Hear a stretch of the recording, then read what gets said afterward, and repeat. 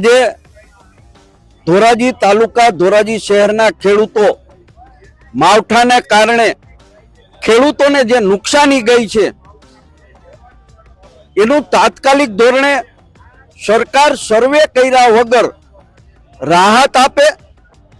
ખેડૂતોના સંપૂર્ણ દેવાઓ માફ કરે, ટેકાના ભાવે 300 મણ ખરીદી કરે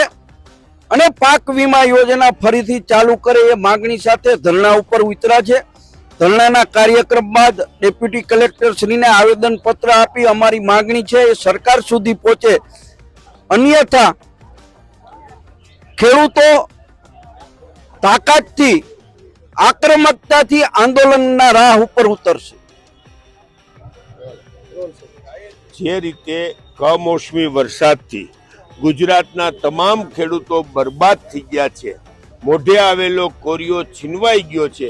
જ્યારે પાક સંપૂર્ણપણે પાકી ગયો તો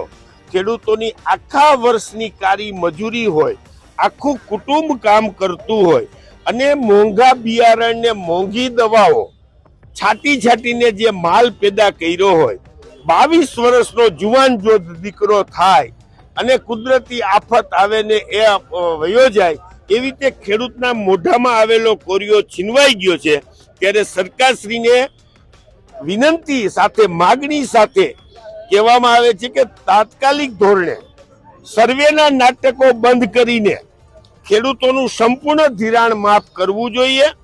તાત્કાલિક 300 મણ મગફળી ખેડૂતોની ખરીદવી જોઈએ, ટેકાના ભાવથી જે તમે નક્કી કર્યા છે, મિનિમમ સપોર્ટ પ્રાઇસ છે એ પ્રાઇસથી ખરીદી કરી અને ખેડૂતોને રાહત આપવી જોઈએ। અને વારંવાર જે રીતે વાવાઝોડું, કમોસમી વરસાદનો જે રીતે ત્રાસ છે